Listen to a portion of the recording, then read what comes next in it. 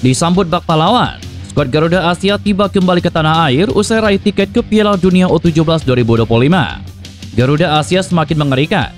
Timnas U17 ketambahan sejumlah pemain naturalisasi jelang Piala Dunia U17 2025 Qatar. Dua sosok pelatih top ini menjadi incaran PSSI untuk duduki jabatan pelatih kepala Timnas U22 jelang SEA Games 2025.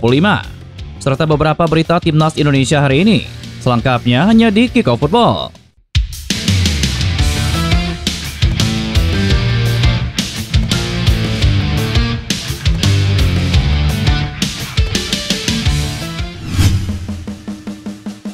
Timnas Indonesia U17 sudahi Piala Asia. Kini menatap Piala Dunia U17.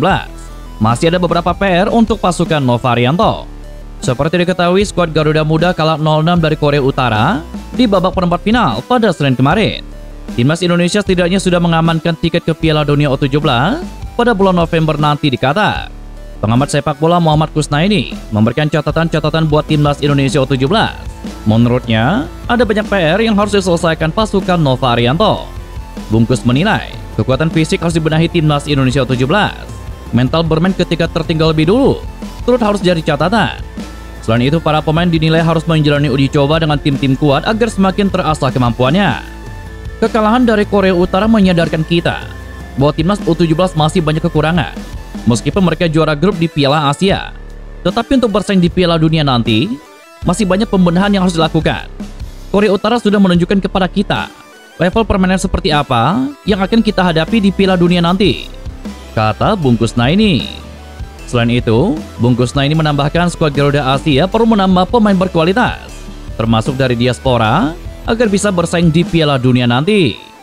Pertama adalah penguatan tim, dengan menambah materi pemain yang punya postur dan kualitas fisik untuk bersaing dengan pemain dari Eropa atau Afrika, yang mungkin nanti jadi lawan-lawan kita di fase grup, kata Bungkus Naini.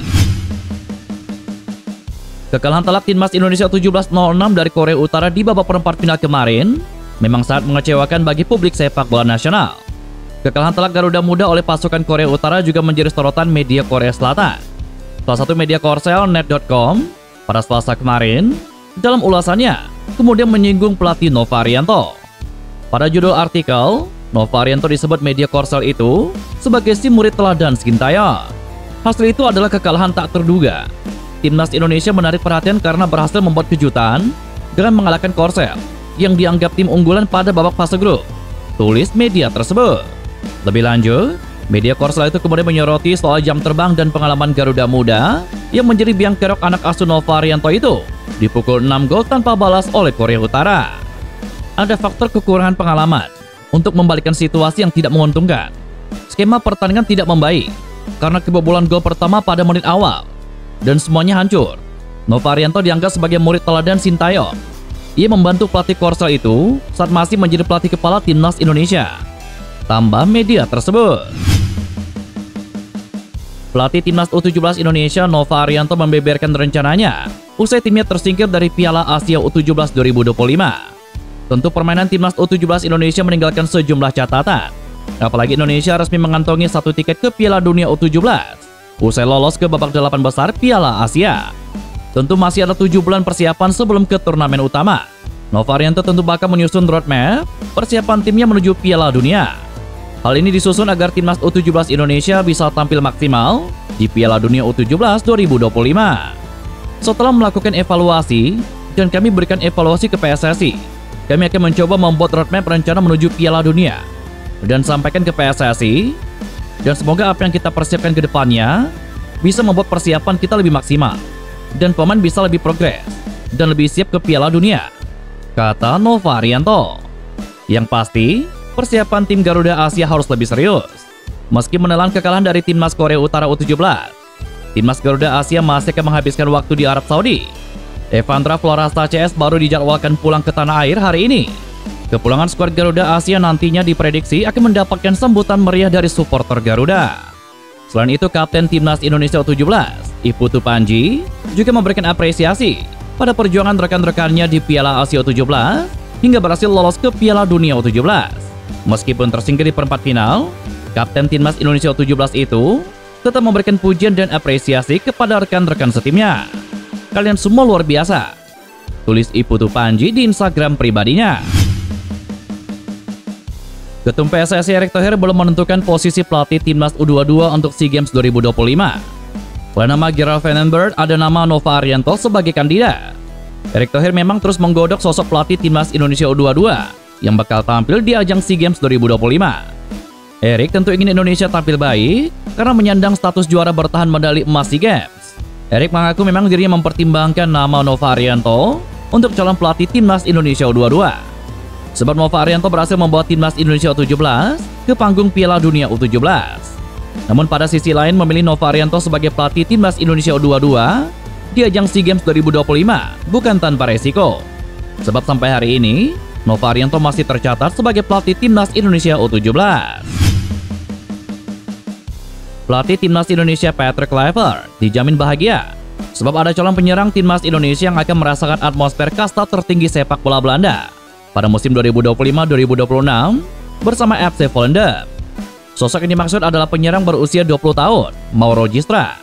Penyerang yang memiliki tinggi badan 188 cm ini bermain 2 menit saat FC Volendam menang 1-0 atas tuan rumah AZ Alkmaar U21 pada pekan ke-34 Liga 2 Belanda pada Selasa 15 April kemarin. Berkat kemenangan ini, FC Volendam kukuh di puncak klasemen Liga 2 Belanda dengan 76 poin, unggul 13 poin dari ADO Den Haag di posisi ketiga, yang merupakan batas atas tim mengikuti playoff promosi ke era divisi musim depan. Medio September 2024, Mauro Gistra mengaku dokumen naturalisasinya sedang diurus oleh PSSI. Pernyataan tersebut disampaikan Mauro Gistra kepada media asal Belanda, yakni Football Premier. Kemudian, Mauro Gistra mengaku kepada ekspert sepak bola yang biasa membahas pemain keturunan, Yusa Nugraha, akan menjalani proses naturalisasi gelar Piala Asia U20 2025. Namun setelah Piala Asia U20 berakhir pada tanggal 1 Maret lalu, Mauro Gistra tidak kunjung menjalani proses naturalisasi. Federasi Sepak Bola Cina resmi berencana mengajukan hal ini ke AFC sebelum tim naga menantang timnas Indonesia. Tim naga dijadwalkan akan bertandang ke markas timnas Indonesia pada matchday ke-9 grup C kualifikasi Piala Dunia 2026. Sesuai jadwal, duel kedua tim akan dilangsungkan di SUGBK Jakarta pada tanggal 5 Juni mendatang. Duel kontra timnas Indonesia menjadi laga krusial bagi Cina. Tim naga saat ini terpuruk di dasar klasemen sementara grup C dengan koleksi 6 poin. Sebaliknya, timnas Indonesia di posisi lebih baik yakni peringkat keempat dengan 9 poin setelah di laga terakhir menaklukkan Bahrain 1-0. Walau juru kunci grup C, Cina masih memiliki peluang untuk lolos ke Piala Dunia 2026. Hanya 2 tim teratas yang berhak lolos langsung ke Piala Dunia 2026. Sementara posisi ketiga dan keempat masih harus berjuang di putaran keempat. Untuk itu, hanya dengan mengalahkan skuad Garuda, Cina masih bisa menjaga peluang mereka ke Piala Dunia 2026 lewat jalur putaran keempat.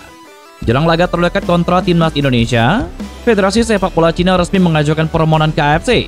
PSSI-nya Cina itu resmi mengumumkan rencananya untuk mengajukan permohonan menjadi tuan rumah Piala Asia U20 2027. Menurut laporan di laman resminya, CFA sedang menjajaki kemungkinan menjadi tuan rumah sebagai asosiasi anggota di ajang tersebut. Sebagai informasi, Piala Asia U20 2027 rencananya akan digelar pada bulan Maret atau April 2027. Periode acara tersebut adalah 18 hari. Dan itulah beberapa berita Timnas Indonesia hari ini. Jangan lupa nantikan berita-berita seputar Timnas Indonesia selanjutnya hanya di Kickoff Football.